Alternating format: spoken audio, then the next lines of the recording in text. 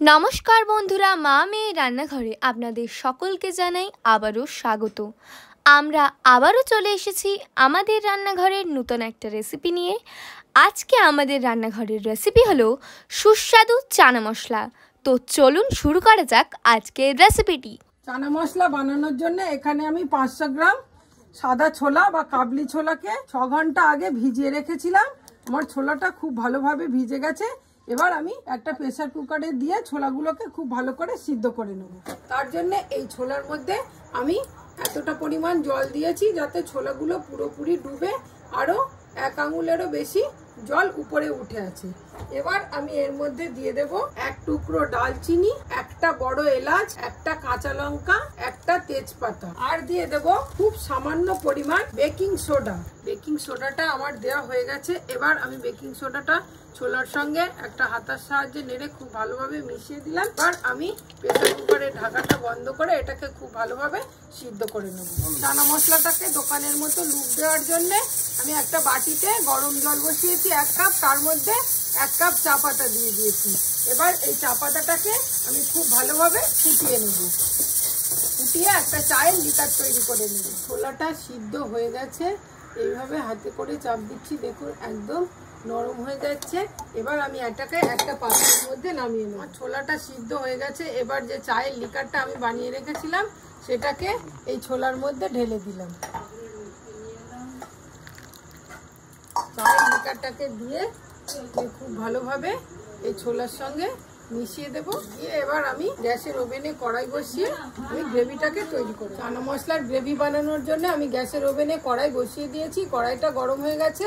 এবার কড়াইয়ের মধ্যে আমি পরিমাণ মতো সরিষার তেল দিয়ে দিই। কড়াইয়ের তেলটা গরম হয়ে গেছে। এবার আমি তেলের মধ্যে প্রথমেই দিয়ে দিলাম 2টো শুকনো লঙ্কা, একটা তেজপাতা, 1 টুকরো দারচিনি, 2টো মুখ ফাটিয়ে রাখা এলাচ, আর খুব সামান্য পরিমাণ সাদা জিরে। এবার এই ফোড়নের মশলাগুলোকে দিয়ে আমি একটু খুব ভালোভাবে তেলের সঙ্গে নেড়ে নেব। মশলাটা থেকে খুব সুন্দর একটা গন্ধ বেরিয়ে গেলে আমি এর মধ্যে একে একে অন্যান্য মশলাগুলো দিয়ে দেবো। প্রথমেই আমি এই তেলের মধ্যে দিয়ে দিচ্ছি গ্রেট করে রাখা পেঁয়াজ। পেঁয়াজটাকে দিয়ে আমি খুব ভালোভাবে তেলের সঙ্গে নেড়ে নেব।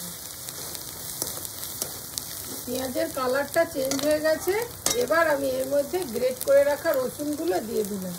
রসুনগুলো দিয়ে আমি খুব ভালোভাবে পেঁয়াজ আর রসুনটাকে তেলের সঙ্গে নেড়ে নেব। এবার পেঁয়াজ রসুনের মধ্যে আমি 1 টুকরো আদা বেটে রেখেছিলাম সেটাকেও দিয়ে দিলাম।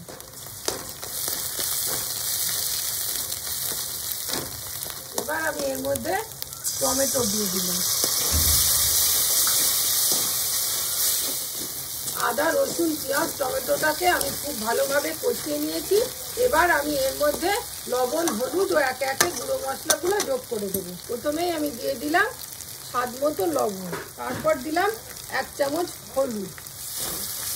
এবার আমি এর মধ্যে দিয়ে দিলাম 1 চামচ জিরে গুঁড়ো, আর দিলাম 1 চামচ ধনে গুঁড়ো, আর 1/2 চামচ লঙ্কার গুঁড়ো দিয়ে দিলাম। লঙ্কার গুঁড়োটা আমি এখানে কম দিলাম কারণ সিদ্ধ করার সময় আমার লঙ্কা দেওয়া ছিল, আর তরকাতেও আমি লঙ্কা দেব, তাই জন্য অল্প করে আমি এখন লঙ্কা দিয়েছি।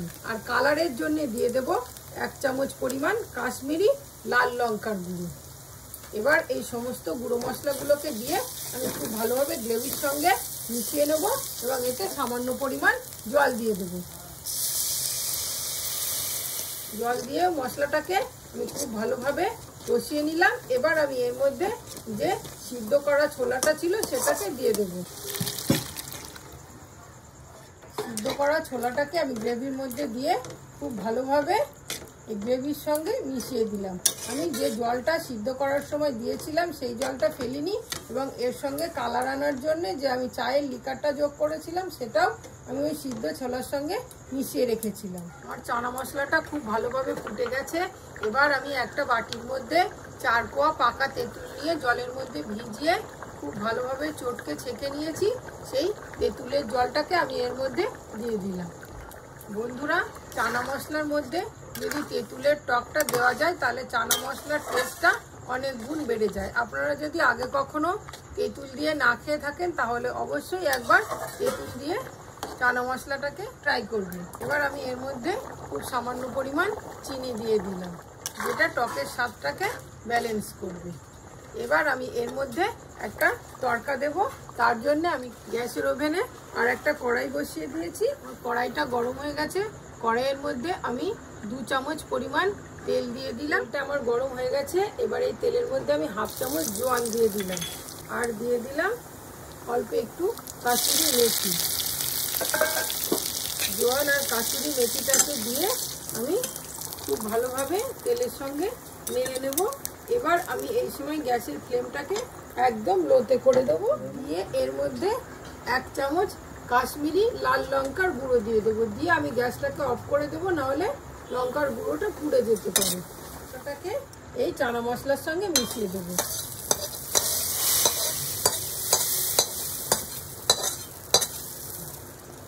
তরকাটাকে আমি চানা মশলার সঙ্গে মিশিয়ে দিলাম।